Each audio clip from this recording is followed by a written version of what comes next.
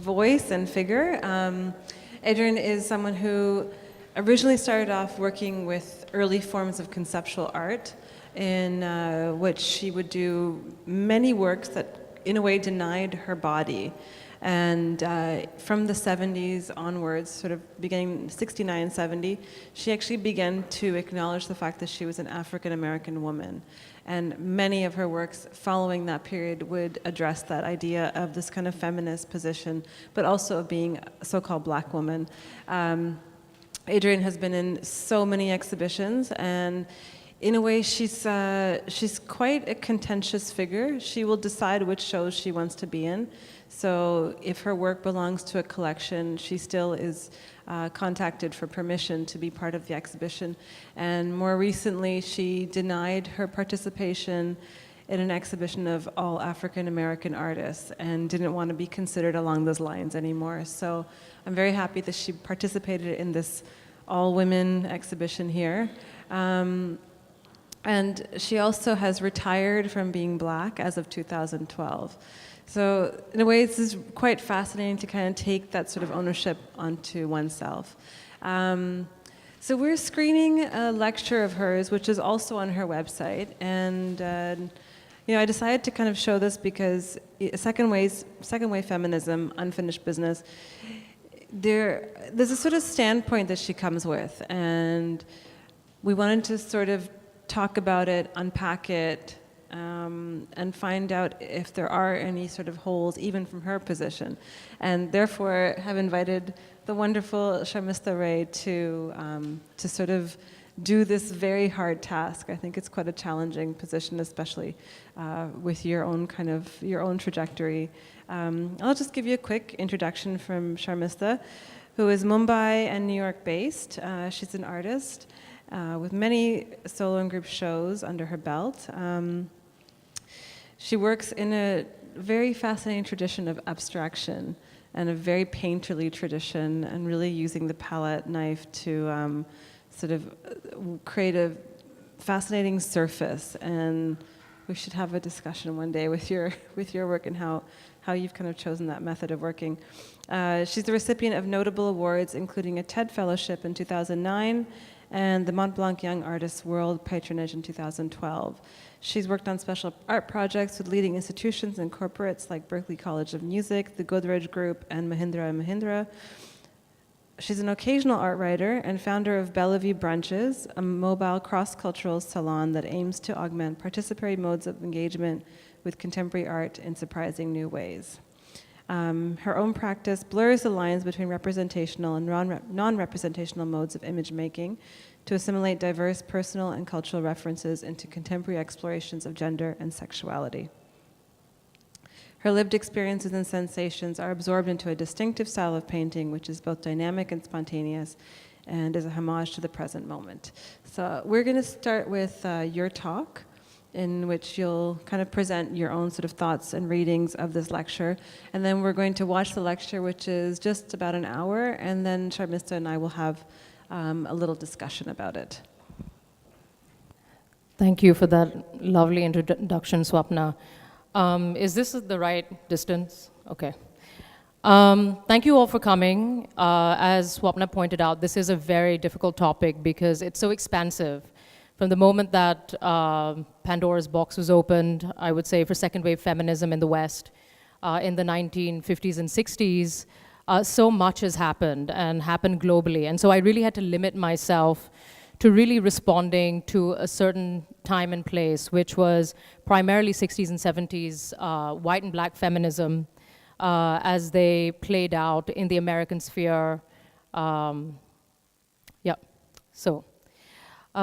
This short paper developed out of a response to the video lecture by the American conceptual artist, writer, and analytic philosopher, Adrienne Piper, titled Second Wave Feminism, Unfinished Business. Is just the beginning of what I anticipate will be a broader, more protracted, complex, and open-ended immersion into the historical and philosophical roots of both Western and non-Western developments in feminist movements and their relationship to contemporary art practice from the mid-century after World War II to the present moment. Really in order to attempt a location of myself as an artist practitioner of queer, transnational, and multicultural denominations within the third wave of feminism, or alternately, the space of Piper's unfinished business. While I researched the historical and political context for feminism, and specifically Black feminism, for foundational knowledge on Piper's feminist outlook, its confluences, strategies, and departures, I also reflected upon my own attitude to feminism, which has been informed in a social sense by the general progress made by American feminism at large of all social and cultural denominations, freedoms we can all now take for granted, but in more personal and psychological ways by the writings of cultural theorists of the third wave, with an emphasis on post-colonial and queer subjects within the framework of the Global South from the 90s onwards. For now, however, let's take a look at second-wave feminism from its Eurocentric origins in the middle of the last century to the present day. It is generally accepted that the roots of modern feminism developed in Europe and America, so my narrative rests squarely on that assumption. The rhetoric of American feminists in the 60s was informed by the French philosopher Simone de Beauvoir's seminal text, Second Sex, which was translated into English for the first time in 1953. A major force in Parisian intellectual circles, de Beauvoir drew upon her extensive knowledge of history, philosophy, history, and psychology to dismantle historical male sovereignty as the absolute it presented. There was no empirical data to confirm the inequality of the sexes she asserted. Rather, it was a purely superficial construct by men for the benefit of men. Such an opportunistic viewpoint presupposes man as a primary and absolute sex, and woman as necessarily the other, the inessential, whose only attributes are not self-evident, but defined in relation to the transcendent male. In quotes, "It's easy to see," she writes, "that the duality of the sexes, like any duality, gives rise to conflict, and the doubtless winner will assume the status of the absolute. But why should men have won from the start? It seems possible that women could have won the victory, or that the outcome of the conflict might never have been decided," close quotes. De Beauvoir's singular thesis questioned centuries of myths about women as the inferior sex and became the rallying call for second-wave feminism. Betty Friedan, who is referenced in Piper's lecture as a pivotal influence, was one of the leading American feminists profoundly impacted by de Beauvoir's writing. A white heterosexual woman from a privileged background, Friedan penned The Feminine Mystique, which was published in 1963. Friedan's rhetoric spread like a virus following a decade of gender complacency post-World War II. According to Piper, a campaign of domestication had been waged in the public sphere, politics, economics, and the media, but also in the private sphere of the family. Women had been encouraged to leave the workplace and adopt more homely ambitions in order to accommodate men returning from the war, to both open up job prospects for men and play a supporting role as a wife and mother. Rather than look for more egalitarian methods to reward women for supporting the economy during the war years with their labor and work, the government looked for ways to send women back to what they were perceived to do best, be housewives. The campaign of domesticity was driven by an insidious and persistent reinforcement of feminine ideals and a steady indoctrination of what it meant to be a woman. But as Piper notes, such a campaign could only be unsuccessful. In quotes, "If I am right," writes Friedan, "the problem that has no name stirring in the minds of so many American women today is not a matter of loss of femininity or too much education."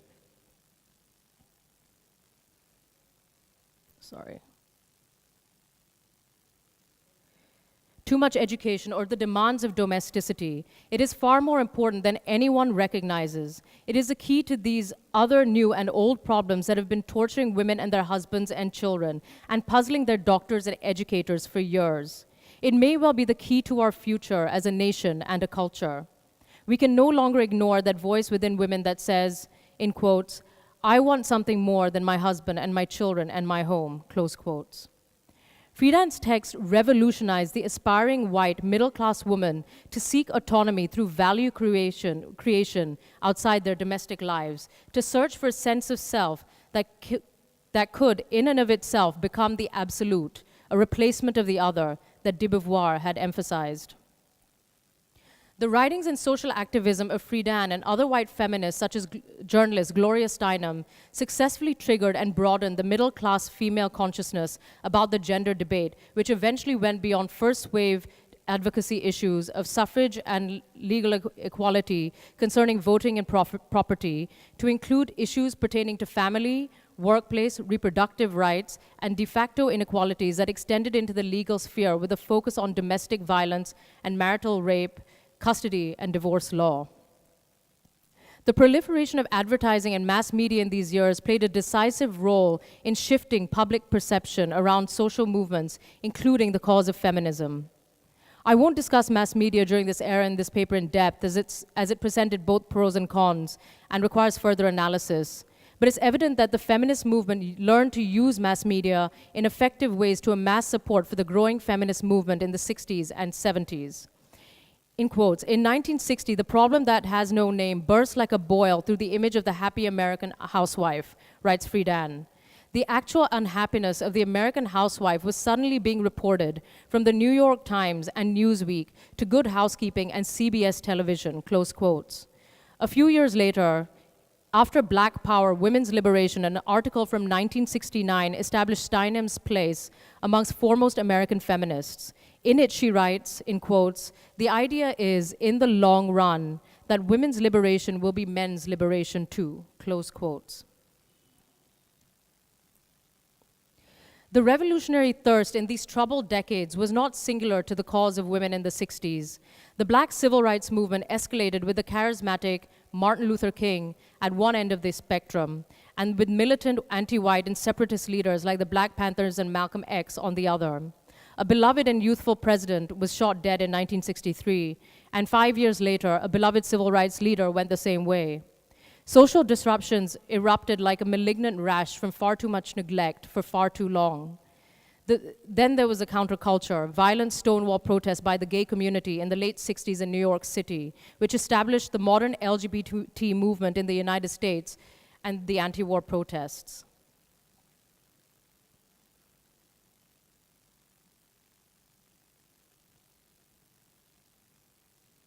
The times they are a-changin', Bob Dylan sings. There's a battle outside, and it's ragin'.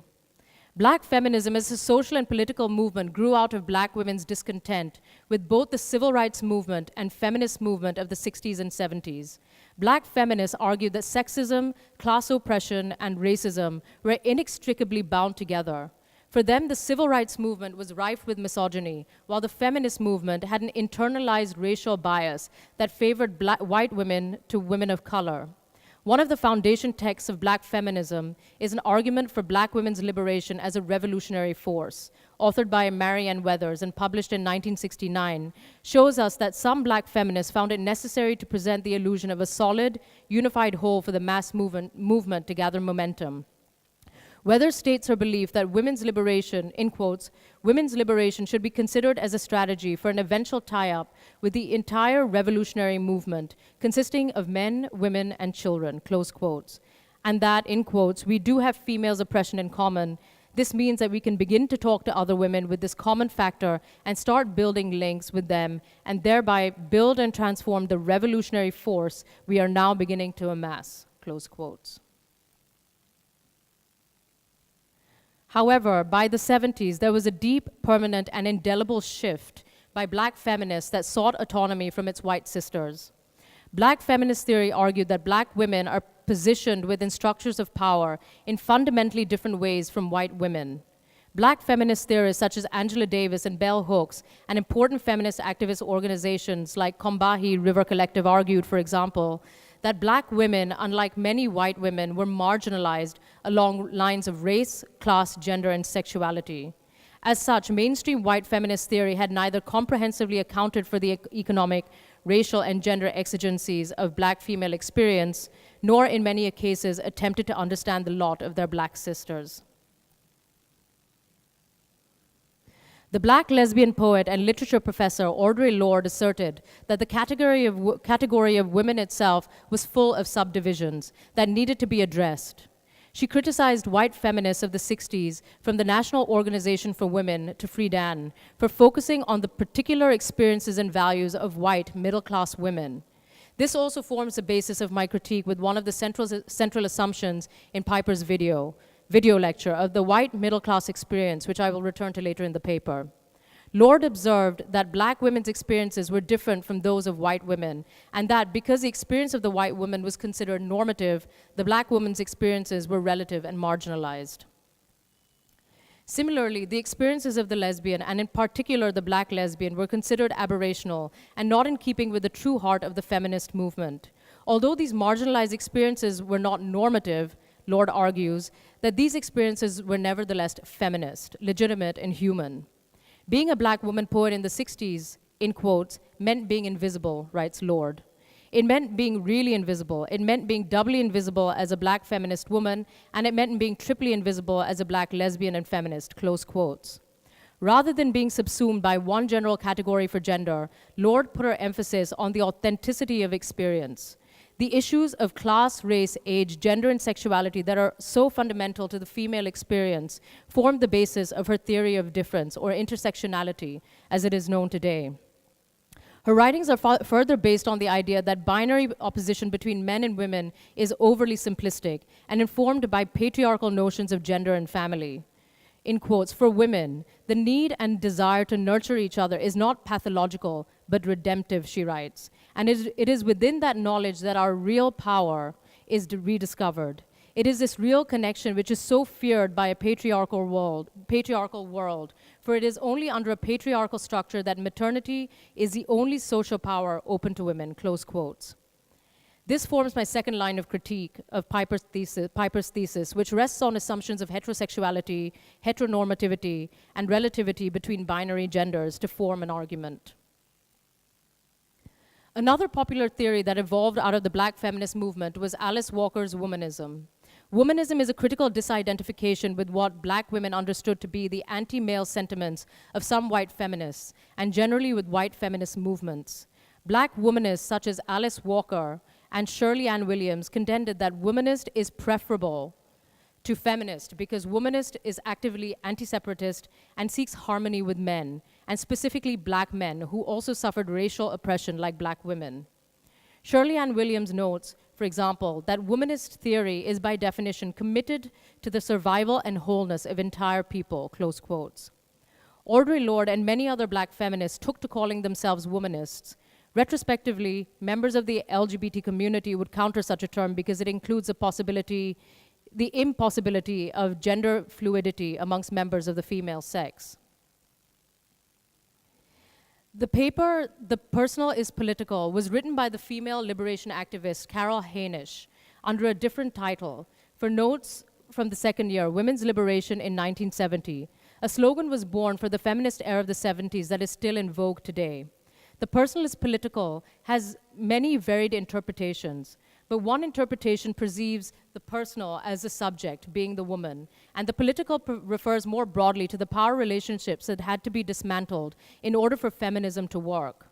It's also equally true that subjects of particular relevance to women that had never been regarded with any level of seriousness by men, so claiming the personal as political was also an act of reclaiming subjects of import to women.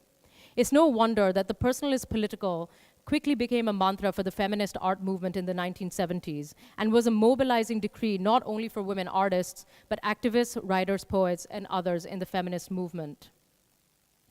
Women artists like Carolee Schneemann, Yoko Ono, Yayoi Kusama, and Joan Jonas engaged political activism and cultural critique with experimental artistic strategies, which included conceptual art, video art, performance, and body art, often using their naked bodies to make shocking political statements. Informed by current politics and avant-garde culture, these women artists focused on themes of gender, violence, the war, the female body, stereotyping, society, and cultural norms in the troubled ethos of the 60s. White feminist artists like Barbara Kruger, Nancy Spiro, Suzanne Lacey, and Judy Chicago made major strides in the decade of the 70s, cementing a firmament for future generations of women practitioners. Essentially, these female practitioners realized that, among other things, there was a need to reclaim their bodies from male chauvinist definitions. So the use of the body and body representation became the primary artistic strategy to confront patriarchy and women's oppression.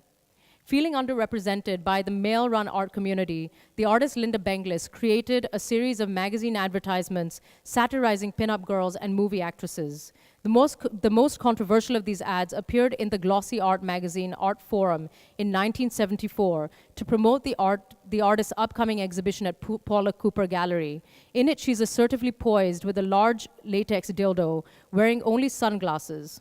The ad invited criticism, even from some feminists in the art world, as being overly crass. In 1971, the art historian and theorist Linda Nochlin published her famous and controversial essay, Why Have There Been No Great Women Artists? Stating the need for organizational and institutional changes to create better opportunities for women. That same year, the activist writer, art critic, and curator Lucy Lippard identified 3 tasks to further understand and promote works by women. They included 1, finding and presenting current and historic artworks by women. 2, developing a more informal language for writing about art by women. 3, creating theories about the meanings behind women's art and creating history for their works.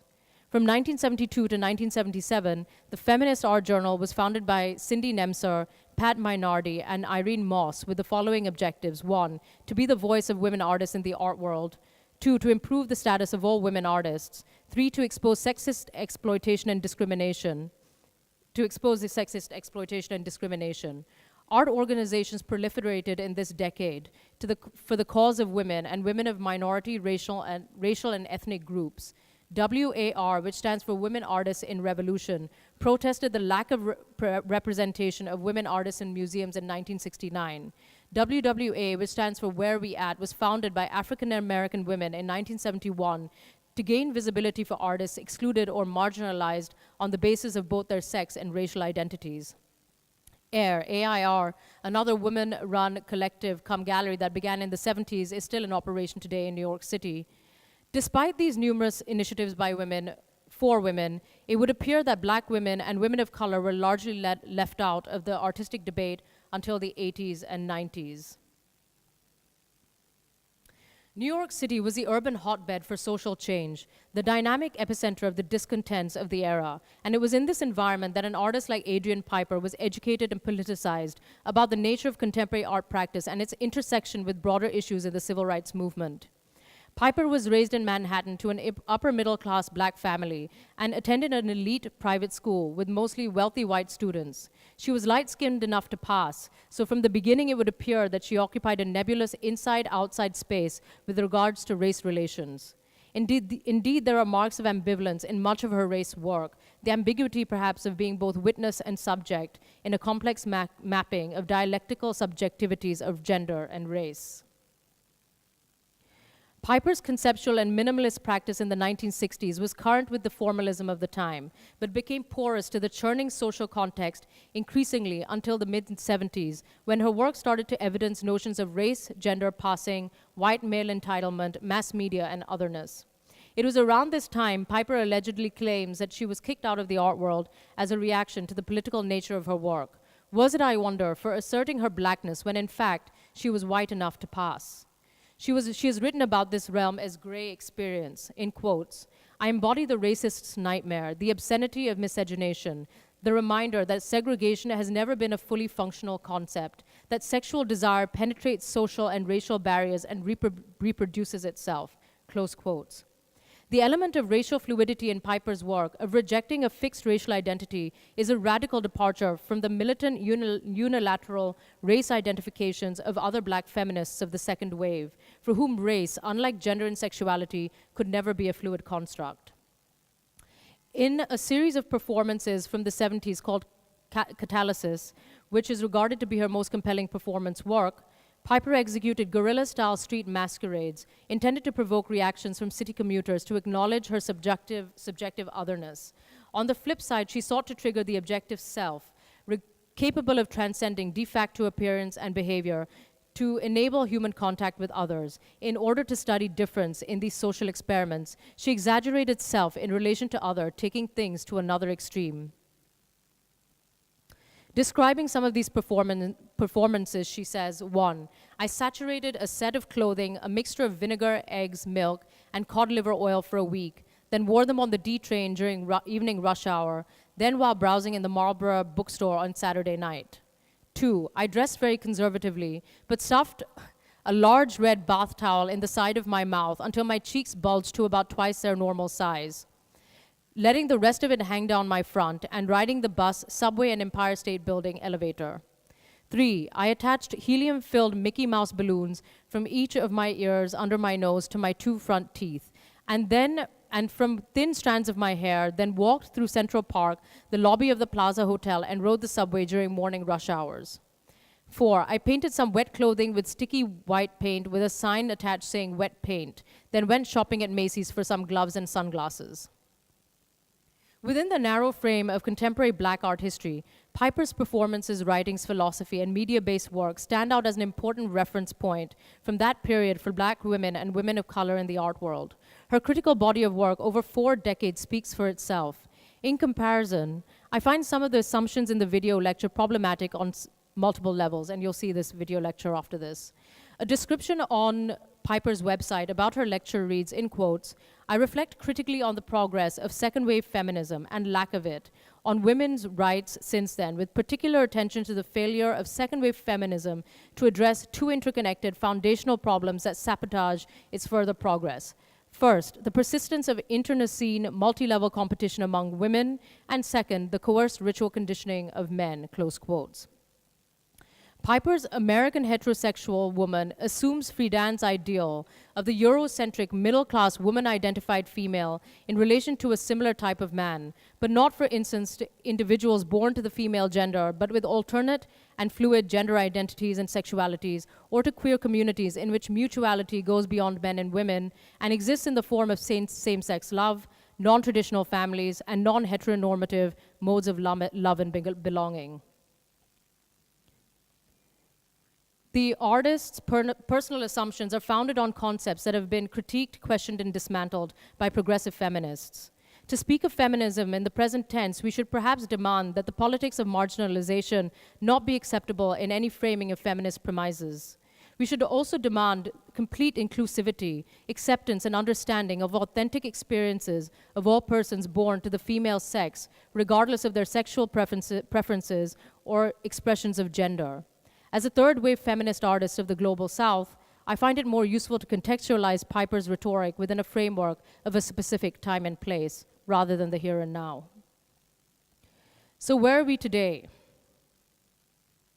The shift from second-wave to third-wave feminism came about with many of the legal and institutional rights that were extended to women. In addition to these institutional gains, third-wave feminists believe there needs to be further changes in stereotypes, media portrayals, and language to define women.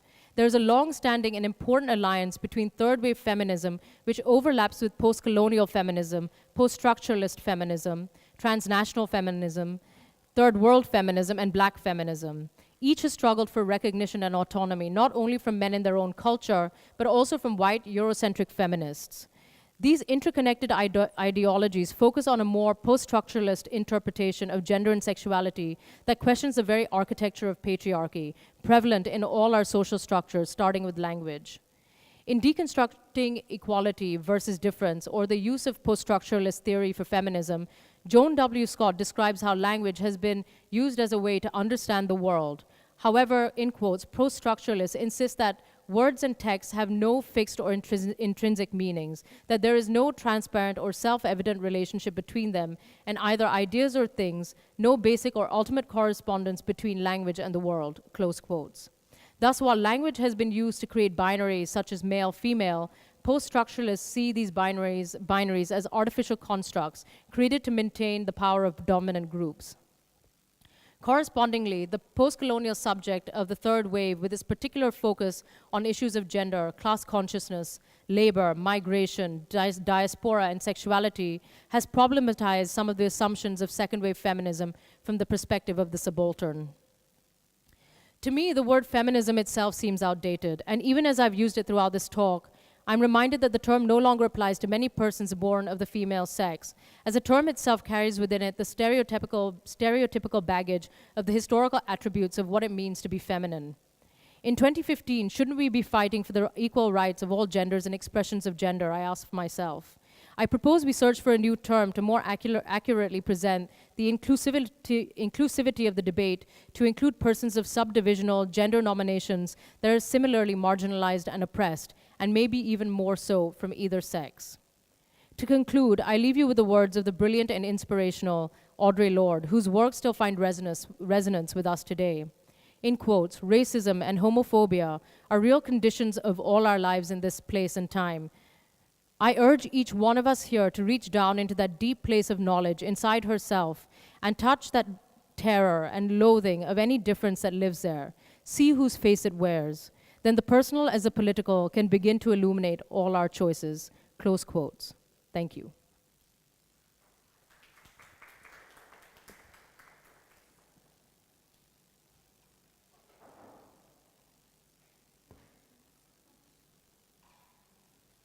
And I think we're going to watch the video.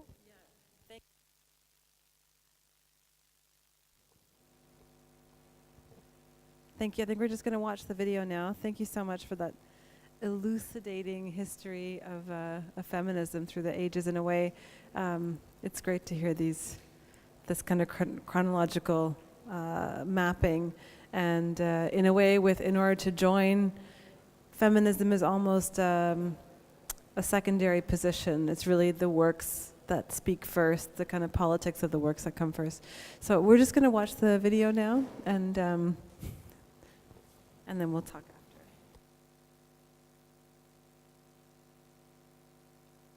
Thank you all so much for coming. I'm really very moved by the size of this audience, and I hope everyone is not going to leave when you find out that there are no pictures in this talk. It's just a talk, and I hope to generate some discussion about it afterwards. The talk was actually planned for last year because you all had the centennial anniversary of the women's suffrage movement in Norway last year. And this is really fantastic. This happened 7 years before the analogous anniversary in the United States, and so I thought it might be a good opportunity to kind of think about, in a critical way, what the women's movement has and has not achieved since this important juncture point. So I'm going to reflect in broad generalizations in order to give you a sense of how the big picture looks to me. My generalizations are based on a very large database of reading and 66 years of collecting data from various things that happen. But I don't think that scholars of the women's movement will find very much to quarrel with in what I have to say here. The generalizations do not take account of ways in which there are deviations and counterexamples, but I think it's useful to paint the big picture in broad strokes, just so that we get a sense of what the big picture looks like. I'm also going to speak from the perspective of an American heterosexual woman, because that's the territory that I know best. And I'm not going to presume to speak for lesbians or gays or transgendered individuals. I'm going to trust those individuals to speak for themselves. So this is a very personal and subjective view of these matters, but I hope it will find some resonance here. During the Second World War, Euro-ethnic women in developed countries entered the workplace in large numbers to replace the men who had vacated their homes and jobs to go to war. This generation of women experienced not only the burdens and responsibilities of being sole providers for their families, but also the freedom, autonomy, and self-confidence of discovering that they were fully capable of meeting the challenges presented by every sort of work formerly reserved for men, from industrial hard labor to running a business. After the war was over, soldiers returning home sought to reestablish their traditional social roles as breadwinners, heads of families, and authority figures in all areas of public life. They staged a massive and persistent campaign of domestication to persuade their women to return to their traditional roles as housewives and to stay there. This campaign was conducted in the public sphere of politics, economics, and the media, as well as in the private sphere of the family. Of course, such a campaign could not be successful in the end, no matter how many social and economic resources were poured into it. The hard reality was that the war had caused social disruptions and dislocations that had permanently destroyed the traditional division of labor between Euro-ethnic men and women, and there was nothing anyone could do to restore it. In the United States, the penultimate expression of the dissatisfaction American women were feeling about being confined to traditional women's roles appeared in 1963 in Betty Friedan's book, The Feminine Mystique. This was the work that dissected the hypocrisies and betrayals of this domestication campaign and opened American women's eyes to the many ways in which they had been robbed of their rights. It was the foundation of second-wave feminism in the United States. By the late 1960s, every woman I knew had certainly read that book, and we were very dissatisfied indeed. For those of us who had not yet entered the workforce full-time, this dissatisfaction primarily expressed itself in conflict with our male partners over their unquestioned assumptions that it was our role and responsibility to cook, clean up after them, serve them, raise their children, and that our intellectual or cultural contributions were unexpected and unwanted. For those of us who were older and therefore potential contributors to the workforce, these domestic conflicts were compiled by additional conflicts with men in the workplace, who deployed painful and degrading tactics of intimidation intended to discourage us from entering it, harass us once in it, and force us out of it. I am describing these events as though they were part of a distant historical past, and that is not true. In this talk, I shall try to offer a partial explanation for why they continue up to the present day. My focus here is on the isolating quality of these experiences for each individual heterosexual woman of my generation who encountered them. Each one of us had been encouraged to look up to our men, to think of our partners, male friends, colleagues, and co-workers as the most important presences in our lives. We had been conditioned to orient ourselves towards seeking the social rewards that expressed their approval and acceptance of us. These social rewards ranged from sexual attraction to stable and loving intimate relationships, to acceptance into valued social circles, to the rewards of status, wealth, and property, to male friendship and support in every area of our lives.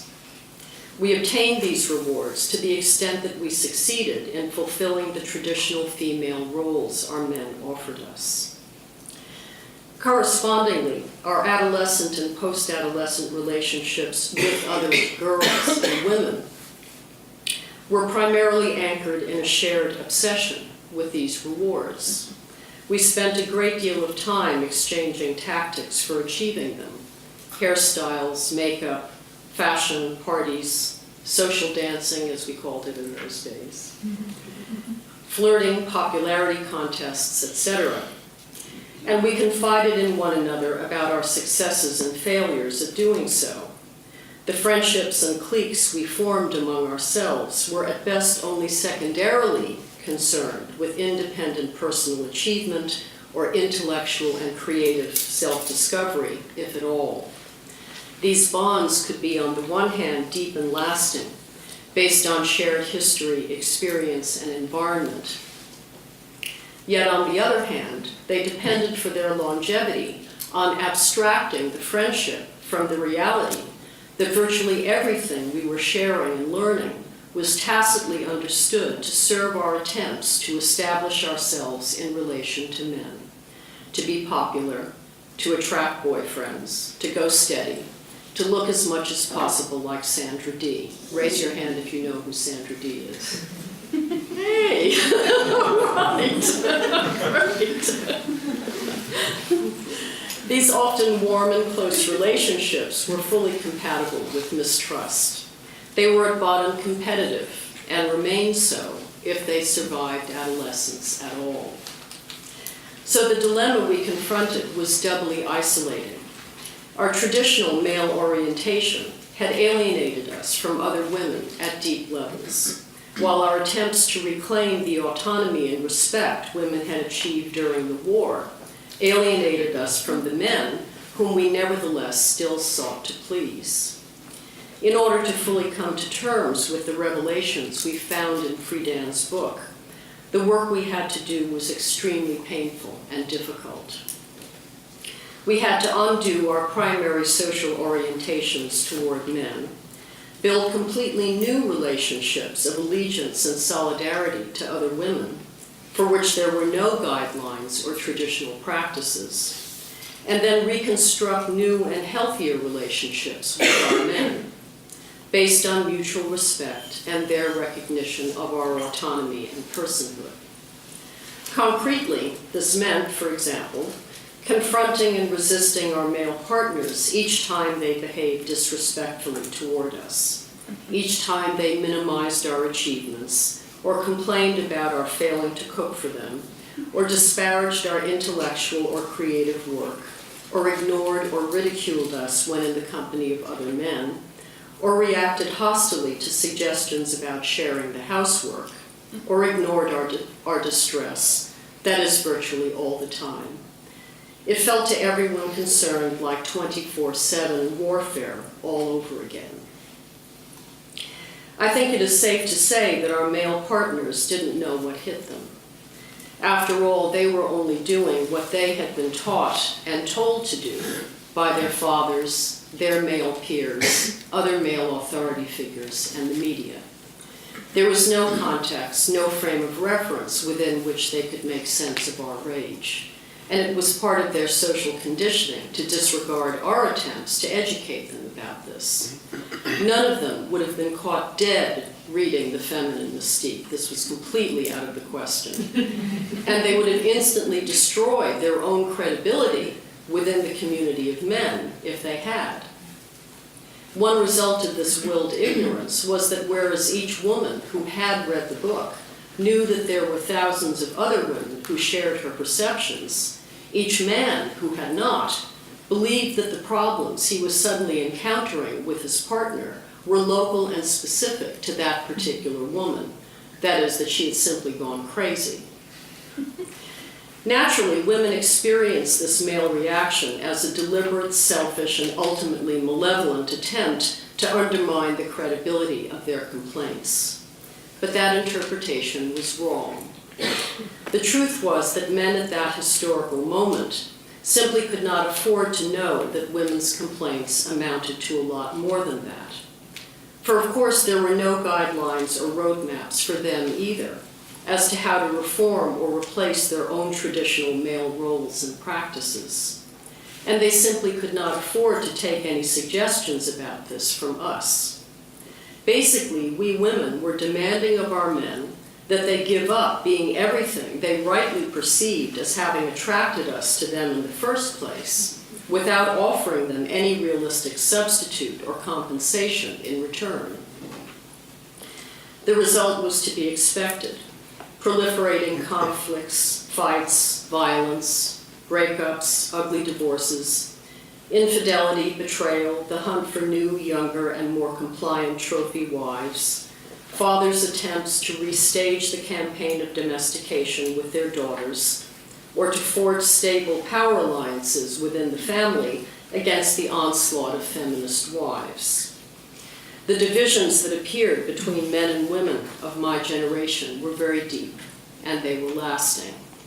Our daughters and sons have inherited these wounds, and they are still in need of healing. Then there was the work we women needed to do with one another. Friedan's book provided the data that validated our perceptions that being girlfriends, wives, and mothers was not enough, and that we needed autonomy and fulfilling work in order to be complete. But it provided no clear direction for moving past the traditional female relationships to one another that instilled and reinforced those traditional female roles. After all, there was certainly no logical incompatibility between working full-time on the one hand and on the other, doing all the housework, raising the children single-handedly, and entertaining one's husband's colleagues. African American women have been discharging most of these tasks simultaneously for a long time. So there was similarly no logical incompatibility between battling men in order to obtain equal pay for equal work on the one hand, and on the other, continuing to reinforce traditionally competitive female roles and practices among ourselves. In the gender wars of the late 1960s, we had begun to demolish our traditional dependence on men without having already prepared an alternative foundation of support among women. Here it is instructive to compare women's socialization with men's. In virtually all human cultures for about the last 5,000 years, fathers remain distant figures of authority, while mothers are charged with the intimate work of raising both sons and daughters up to puberty. At that point, adolescent girls remain close to their mothers and removed from their fathers. They continue to learn from their mothers and from other girls and women how to grow into and fulfill traditional feminine roles. At that same point, fathers and other male authority figures separate adolescent boys from their mothers in order to induct them into the community of men. The process by which boys must separate from their mothers in order to become real men is brutal. They are trained by their fathers and by other boys and men in how to do this, to distance themselves from women and girls, to disparage them, to ridicule and reject them, to profess lack of interest in them, but nevertheless use them sexually so as to block any suggestion of homosexuality, and to validate and reinforce this behavior by repeatedly reenacting it in the presence of one another and other male authority figures. Whatever interior emotions or conflicts boys may feel about engaging in this behavior are unimportant. Feelings themselves are unimportant. What is important is to live up to the instilled ideal of masculine behavior and performance. These are the lessons boys must learn in preparation for assuming the traditional roles that secure their membership in the community of men. The specifics of these lessons vary from culture to culture, but what they all have in common is the demand imposed upon adolescent boys for a necessary and unconditional rejection of the feminine and the maternal in themselves.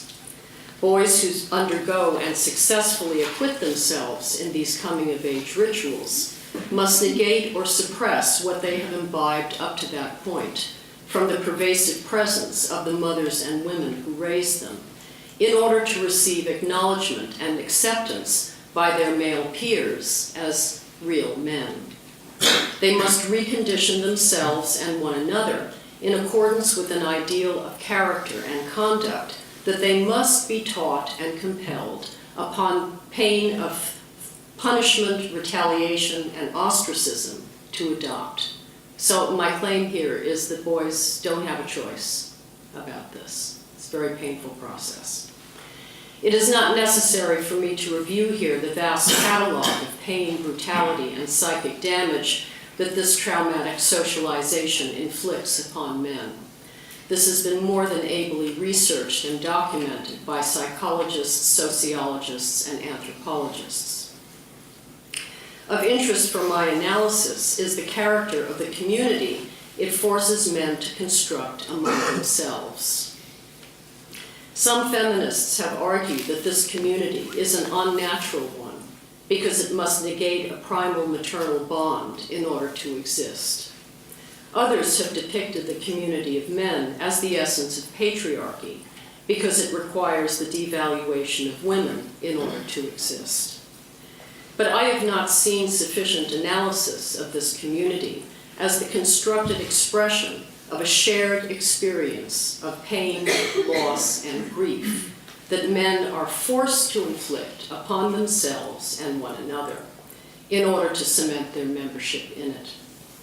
Particular communities of men determine the specific rituals, gauntlets, and tests that constitute this experience in accordance with the particulars of their circumstances. These tests may include, for example, killing and skinning a tiger, or wrestling a bear, or breaking in a horse, or shooting a man from an enemy gang, tribe, or community, or gang raping or beating a woman, or being brutally beaten oneself by one's own gang, or being taunted or burned or cut or bullied or abandoned in a forest or desert to die. The variations are endless, and the details for my purposes here are irrelevant. Of significance are the following characteristics of these male initiation rituals. First, they are artificially constructed. There is no natural or biological necessity about inflicting or undergoing punitive tests of masculinity, and other dominant male primates do not subject their pubescent males to these tests. Second, these rituals are agonizingly painful. They demand a pitch and level of endurance that sacrifices comfort, threatens security, and undermines the man's physical and psychological well-being. The point of the pain is to extinguish the maternal emotions of love, generosity, caring, and sympathy that the man first experienced from his mother, and replace it with feelings of pride, loyalty, independence, aggression, and a strong sense of patriarchal belonging. Third, these rituals are communal. They are inflicted or enacted by men on other men before an audience of men. Fourth, they are self-inflicted but not chosen. Each man is compelled to perform or endure them in order to protect his connection with other men and his standing among men. Fifth, to survive them successfully by bearing them silently without protest, tears, or breakdown is to pass a test of masculine legitimacy and competence that garners approval and demonstrates one's worthiness for membership in the community of men. It is an achievement and valorized accordingly. Sixth, to survive these rituals successfully is to learn a discipline, a technique for containing and tolerating loss, pain, humiliation, and abandonment. And it is to learn firsthand the meaning of male hierarchy, in which one enters as a novice and graduates with the confidence and power of a patriarch. Seventh, it is to learn how to transmit this disciplined hierarchy by subjecting to it each new applicant for membership in the community of men. Eighth, this discipline is self-contained. It has nothing to do with women, except where they are used as ritual objects, and it actively excludes the voluntary participation of women. But ninth, men who survive these rituals receive approval and sexual rewards from women for their achievement. Women comply in reinforcing the value of these rituals through their glorification and adoration of the real men who demonstrate this by keeping their women at a distance emotionally, but in intimate contact physically. This balancing act is not possible for any man who is unable to view the women in his immediate environment as objects to be used. The objectification itself provides the distance required in order to prevent emotional intimacy. And emotional intimacy must be prevented in order to protect the independence from maternal and feminine connection that the man has endured so much in order to achieve. Those men who have successfully achieved this mix of distance, objectification, and manipulation of women are the ones to whom many women tend to be attracted. First, because it presents the challenge of reestablishing the emotional connection which the man's socialization has clearly destroyed. But second, because these are the men who, because their own status within the community of men is most secure, offer women the most secure status as their consorts. The archetype of the distant father, uninvolved in child-rearing or family life, reifies the distancing mechanism that protects the independence of male identity in the initiation rites of puberty. Because becoming a real man is very costly in these ways, it gains value in the eyes of those men who manage to pay the costs, as well as in the eyes of the women who watch them from the sidelines. To gain membership in this community is to have proven one's competence, to have demonstrated through sacrifice and suffering one's strength of character. It is not difficult to understand why this brutal, traumatizing experience forges such deep and lasting bonds among men. Each subsequent act of heroism a man performs reenacts and commemorates it. So does each subsequent act of violence, whether against a woman or another man or himself. Each such act does not merely displace and express the reactive aggression the man himself has endured. It also reinforces and valorizes his membership in the community of men that inflicted it. Thus, although sexual harassment of women in the workplace is certainly motivated in part by conscious attempts to force women out of it, it also must be understood as a conditioned repetition of the same hazing rituals the men themselves have previously undergone and inflicted upon one another. Should a woman who attempts to integrate an all-male club or work environment refuse to tolerate such hazing rituals without protest, she automatically fails the requirements of membership, not merely for being a squealer or whistleblower, but also because she has failed to demonstrate the loyalty to patriarchy and endurance of suffering at the hands of patriarchy that her similarly initiated male cohorts naturally demand of her. Why should a woman be exempted from the test of membership that all of the men have had to pass? Should she pass that test, however, her membership and status in the workplace hierarchy remains nevertheless conditional on her subservience to the prior patriarchal hierarchy these rituals have already established within the community of men. This is the club no woman can ever join, because she can never share with her male cohorts the agonizing experience they all have had of the willed destruction of their connection to the feminine and maternal that created their masculine identity in the first place. This is the foundation of their bonds of loyalty to one another.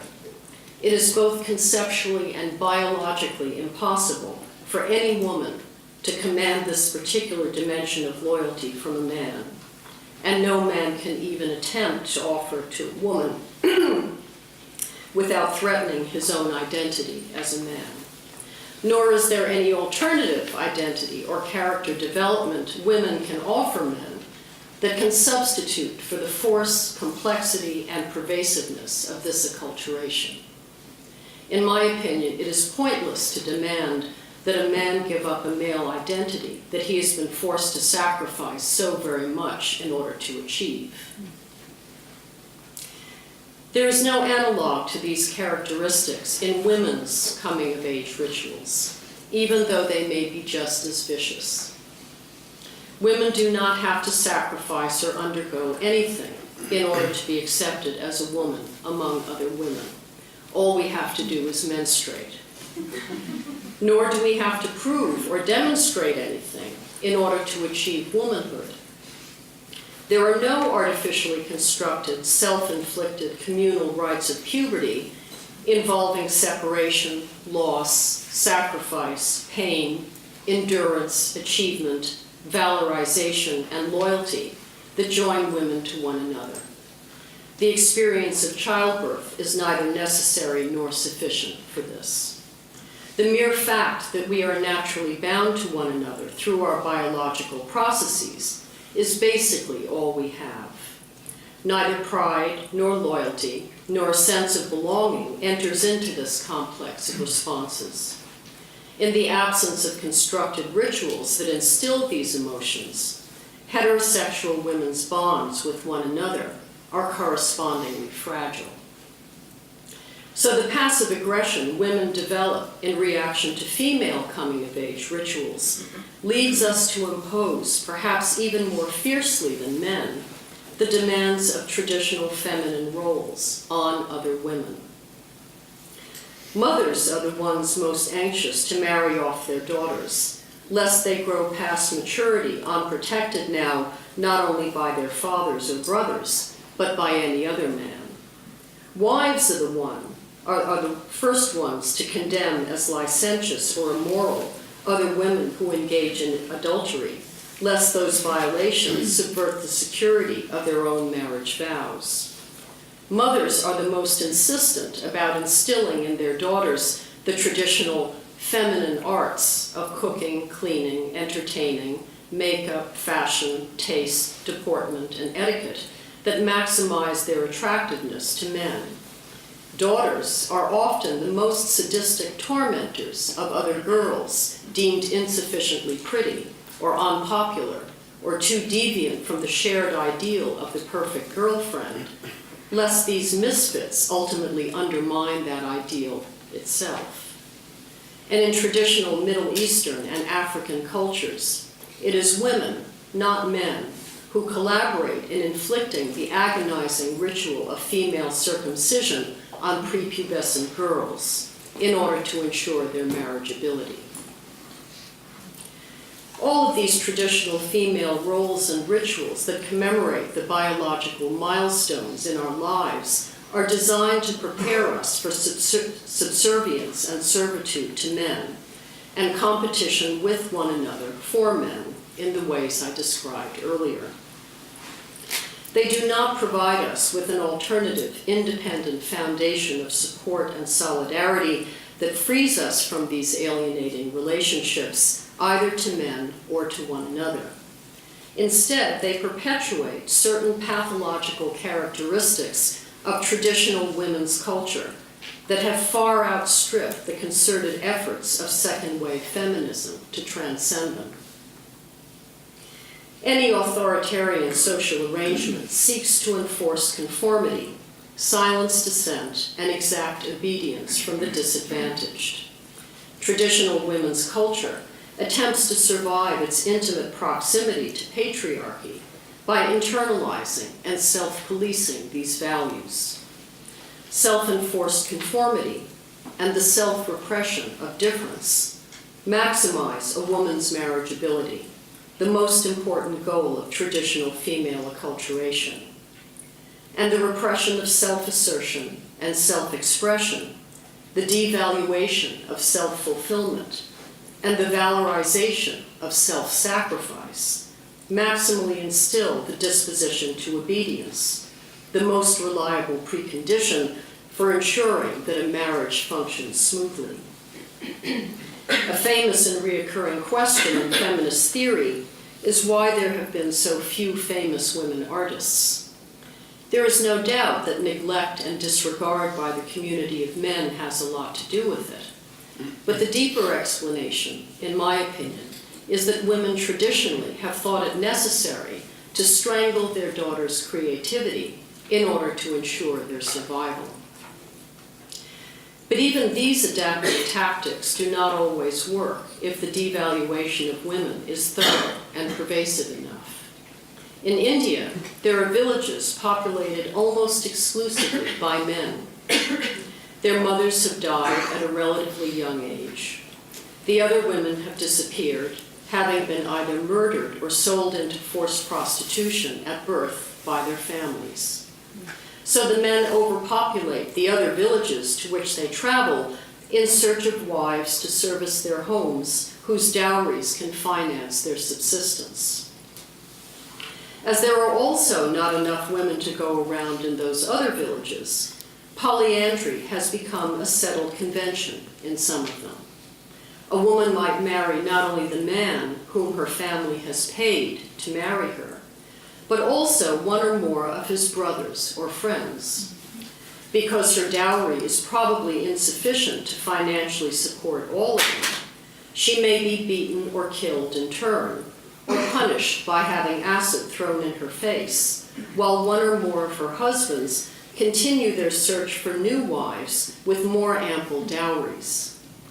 Under these circumstances, silent invisibility, conformity, indistinguishability from any other serviceable woman, and unconditional self-sacrifice are a woman's best tactics for survival. But they by no means guarantee it. For when faced with a choice between women's survival and men's extinction, these men choose their own extinction.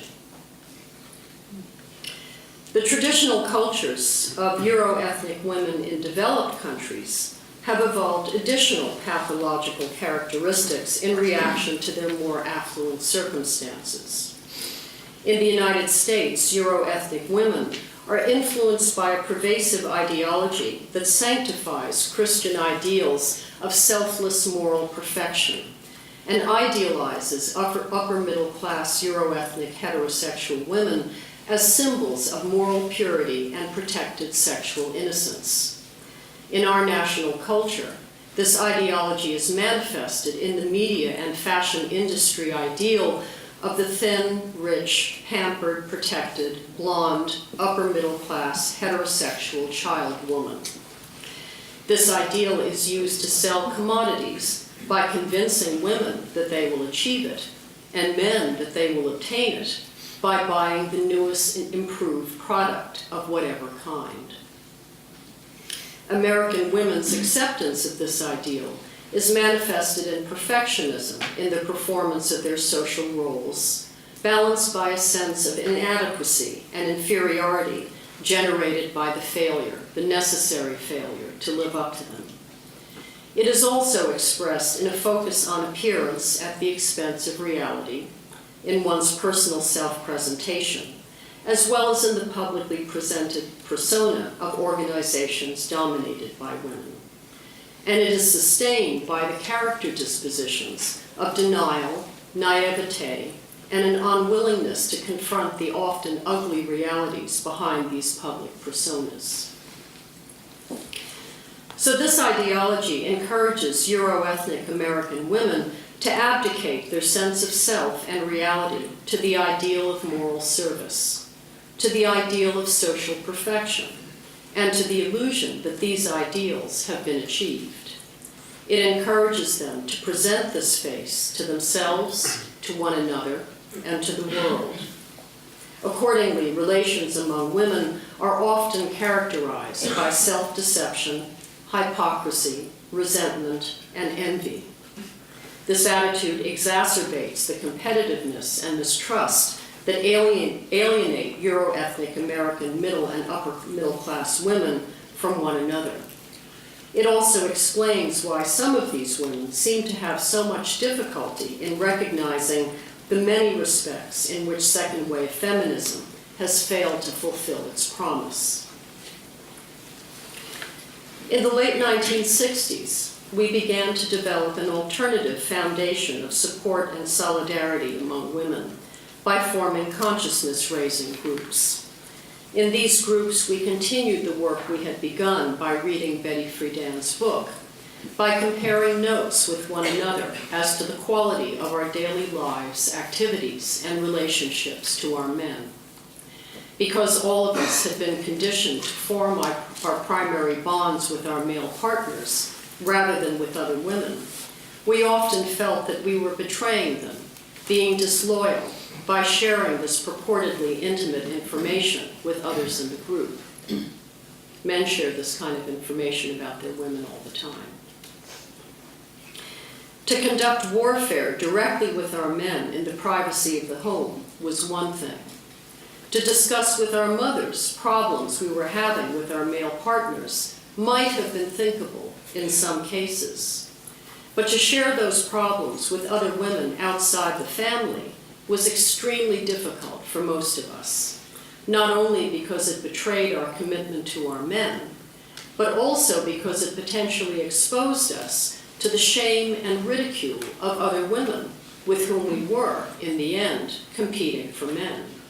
It was an admission of failure, of incompetence at the female tests and rituals through which we demonstrated to one another our success at catching, holding, and pleasing a man. To learn to place the trust and regard we had formerly invested in our male partners instead in the other women with whom we participated in these groups was not nearly as traumatizing as is the ritual achievement of solidarity among men, but it was more than painful enough. Those who did meet the challenge were the ones who had taken to heart the lessons of Friedan's book and others that followed it in the early 1970s. These groundbreaking publications prepared us in advance to react differently and non-competitively to these revelations, basically to validate them by sharing our own similar experiences. On the basis of the personal data we compiled in these groups, we began to generalize and theorize about the dynamics of our situations and to formulate proposals as to how they might be transformed. These groups also provided the backbone of support for political and legal actions that women were undertaking at the national level. But at this point, the important work of these groups in transforming our relations with other women and in forging deep alliances with them came into conflict with the political and economic battles we were also fighting of gaining re-entry to the workplace and equal pay for equal work. For in this arena, our competitive relations to other women were not transformed, but rather intensified. And this is the condition in which we have been frozen ever since. Because relations of loyalty among members of the community of men are much deeper and more durable than those between men and women, most men, not all, but most men, tend not to view women as equal competitors for available positions on a level playing field that is accessible to all. Instead, women are usually, not always, but usually, admitted into all male workplaces only if positions intended for or already fulfilled by men can be protected. Positions offered to women are usually those which are in fact regarded by the men as superfluous and are explicitly or implicitly designated for a woman. They are thus presented to women candidates as a scarce resource for which women must compete among themselves. Whereas we used to compete with one another for men, now we are competing with one another for token positions reserved for women by men.